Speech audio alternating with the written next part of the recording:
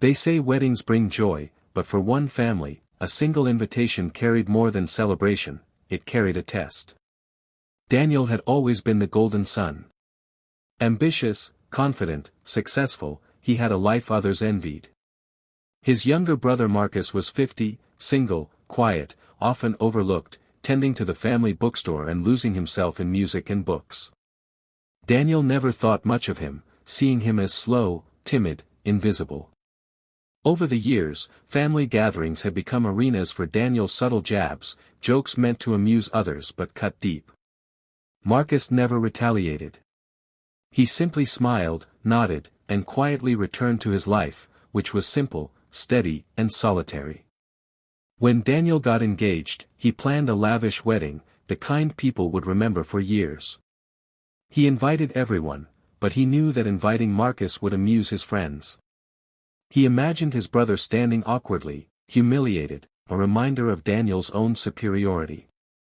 And yet, he sent the invitation, confident Marcus would decline. Marcus held the invitation in his hands, the gold lettering glowing softly in the evening lamplight. He felt the sting of the past, of years spent being overlooked, mocked quietly, dismissed. And still, he made a decision. He would go. Not for Daniel, not for anyone else, but for himself. He would show up, not as a punchline, but as someone who refused to disappear. On the morning of the wedding, Marcus dressed carefully, choosing a navy suit, a crisp white shirt, and a simple tie. He looked in the mirror and whispered to himself that he was worth the effort, that today he would be seen, whether Daniel approved or not.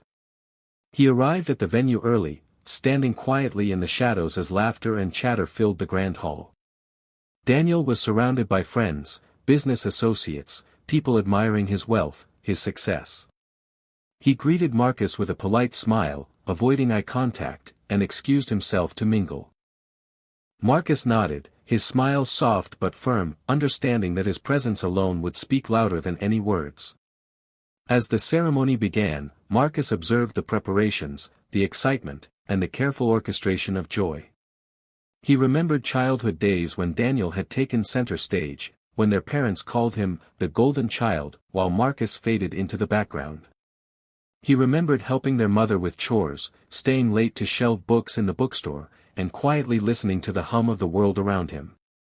Today, he would no longer be invisible. Then something unexpected happened. Daniel's best man stepped forward with an envelope, and the hall fell silent as he addressed the gathering. He read aloud a letter written by Daniel, though the words were meant for Marcus alone.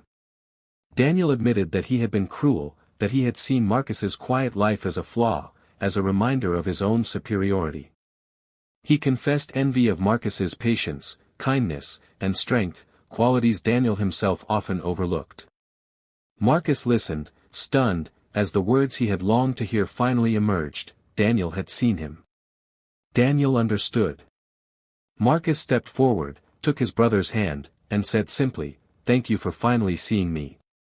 His voice was steady, forgiving, not bitter. For the first time, he was acknowledged, not as the overlooked sibling, but as someone whose life mattered.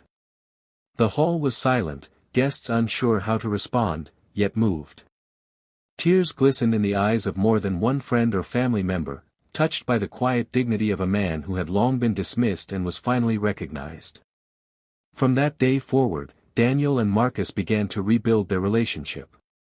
They talked about the years spent apart, about quiet moments of struggle and small joys Marcus had experienced. Daniel apologized sincerely, and Marcus accepted with grace, needing only acknowledgement and respect, not perfection.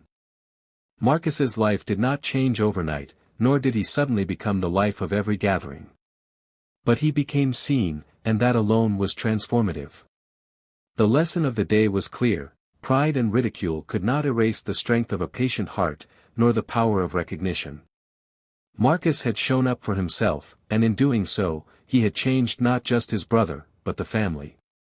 The wedding, meant to mock, became a turning point, a story of redemption, humility, and quiet courage. Now, think about this: what would you have done if you were Marcus? Would you have gone, knowing the invitation carried mockery? And if you were Daniel, how would you try to make amends? Share your thoughts in the comments below, and let us know where you're watching from. We'd love to hear your story. And if you're new here, click the subscribe button so you never miss any of our upcoming videos, where stories like this remind us that every life, every choice, and every act of courage carries meaning. After the ceremony, the guests began to disperse, congratulating Daniel and his new wife, but Marcus remained in the background for a moment longer.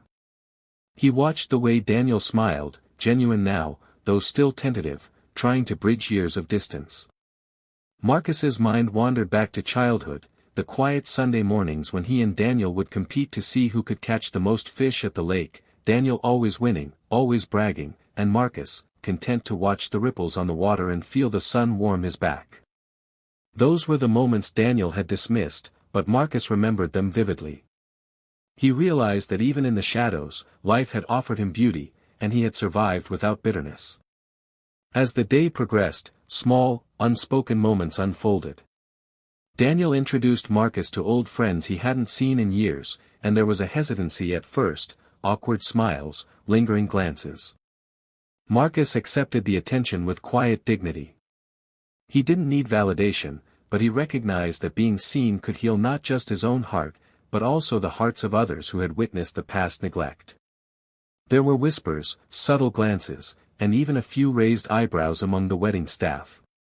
The man who had once seemed invisible now held a presence that was impossible to ignore. Marcus's thoughts drifted again to the bookstore, to the life he had built quietly, alone but content. He realized that he didn't envy Daniel's life, with its fast pace, constant pressure, and public acclaim. Instead, he found strength in the small, meaningful choices he had made, the friendships he had nurtured, the countless afternoons spent helping neighbors, the countless evenings spent reading by the window with a cup of tea. Those simple acts, unnoticed by most, had quietly shaped a life full of integrity and resilience. Later in the evening, during the reception, Daniel sought Marcus out once more. They stood near the back of the hall, away from the crowd. Daniel's voice was softer this time, carrying a weight of sincerity he had rarely allowed himself to show. "I was wrong," he admitted, "about everything. I thought your life was less. I didn't see the value in it. I only saw what I didn't have, what I couldn't control. I'm sorry." Marcus listened, and for the first time, he felt a release he hadn't expected. Forgiveness was not an obligation, it was a choice, and he chose it freely, not for Daniel, but for himself. The night grew long. Music filled the hall, laughter echoed, and Marcus found himself speaking with a few guests who had watched the tension unfold. They were curious about the quiet brother who had walked in with dignity and changed the narrative of the day. Marcus smiled, shared small stories about the bookstore, about evenings spent with neighbors, and about the simple joys that had carried him through decades of feeling unseen. He spoke without bitterness, and yet each word held the weight of someone who had survived neglect, who had learned the value of patience, and who had emerged stronger for it. As the reception wound down, Daniel's new wife approached Marcus. She spoke with warmth and respect, something Marcus had rarely encountered from those closest to Daniel. "I've heard so much about you," she said. "I'm glad you're here. You've always mattered, even if Daniel didn't see it." Marcus nodded, a quiet smile forming. In that moment, he realized that recognition, when offered sincerely, could transform even the most fractured relationships. Weeks passed after the wedding, and life slowly settled into a new rhythm. Marcus returned to his bookstore, yet he felt different. The acknowledgement from Daniel, the subtle respect from family and friends, had shifted something deep within him. He walked taller, spoke more freely, and allowed himself to be seen in ways he had previously avoided. Daniel, too, began to change. He made small gestures, phone calls, invitations to lunch, even simple texts, all attempts to bridge the gap he had once ignored. It wasn't perfect, but the effort was genuine. One evening, Marcus reflected on the path that had led him here. He thought about the years of quiet endurance, the moments of solitude, the times when he had wondered if anyone truly saw him. And now, after the wedding, he understood a profound truth: life does not always reward loudly, but those who endure with patience and integrity often find recognition in unexpected ways. The story of Daniel and Marcus became more than just a family tale, it became a lesson in humility, patience, and courage. Marcus had attended the wedding not to prove anyone wrong, but to honor his own existence. By showing up for himself, he had taught others the power of presence, dignity, and quiet strength. And Daniel, finally seeing his brother for who he truly was, learned that success is hollow without empathy, that pride can blind, and that redemption is possible if one is willing to acknowledge past mistakes. Now, imagine yourself in Marcus's shoes. Would you have gone to a wedding where you knew you were mocked? Would you have found the courage to show up, knowing the risk of humiliation? And if you were Daniel, could you have seen past your pride to recognize the value of someone you had long overlooked? These are questions that linger, urging us to examine our own lives, our own relationships, and the quiet moments where recognition, forgiveness, and courage intersect. Before we continue deeper into this story, let us know in the comments where you're watching from, we'd love to hear from you. And if you're new here, click the subscribe button so you never miss any of our upcoming videos. Months later, the bond between Marcus and Daniel strengthened. They began to share memories, not just of childhood, but of the years they had spent apart, of moments they had missed, and of small kindnesses that had always existed beneath the surface. Marcus sometimes visited Daniel's office, helping organize files or offering quiet advice that Daniel listened to carefully. The dynamics had shifted. Marcus was no longer invisible, no longer the silent background figure, but a man whose presence carried respect and weight. In the quiet of his bookstore one rainy afternoon, Marcus reflected on the journey he had undertaken. The invitation that once felt like a cruel trick had become the catalyst for recognition, for reconciliation, and for self-respect. He understood that the act of showing up, of claiming space, of being present, was an act of bravery. And he realized that the world often measures success differently than he does. While Daniel measured it by wealth and admiration, Marcus measured it by integrity, endurance, and the capacity to forgive. And so, the story of the two brothers serves as a timeless reminder: life may offer moments of humiliation, neglect, or invisibility, but the choice to show up, to act with courage, and to honor oneself can transform not only your own life, but the lives of those around you. Marcus's journey was not about revenge, nor about proving anyone wrong. It was about embracing his own worth, and in doing so, teaching others the power of recognition, empathy, and quiet strength. Months later, the bond between Marcus and Daniel began to slowly heal, but it wasn't easy. Every conversation carried the weight of years lost, words unsaid, moments missed, and quiet nights of loneliness that Marcus had endured alone. Sometimes, Marcus would sit in his bookstore, the smell of old pages and polished wood filling the room, and remember the nights he had cried silently, wondering if anyone would ever truly see him. And now, here was Daniel, standing before him, fumbling for words, trying to bridge a chasm that had seemed unending. It wasn't just recognition Marcus craved, it was understanding. And slowly, painfully, Daniel began to offer it. He shared small truths about his own fears and regrets, admitting moments when he had envied Marcus's steady courage, his kindness that had never wavered despite years of quiet suffering. For Marcus, hearing these words was like feeling sunlight after a lifetime of shade.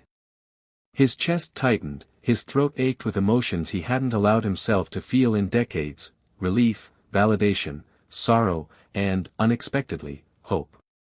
There were evenings when they sat together, long after the world had gone quiet, drinking tea or sharing a sandwich at the bookstore. Marcus would look at Daniel and remember a time when they were boys, laughing by the lake, the water sparkling in the sun, Daniel lifting him onto his shoulders. Tears would threaten to spill, and Marcus would fight them back, not from pride, but from the overwhelming flood of years spent unseen. Daniel would notice the quiet tremor in his brother's voice, the deep ache behind his eyes, and for the first time, he felt true remorse.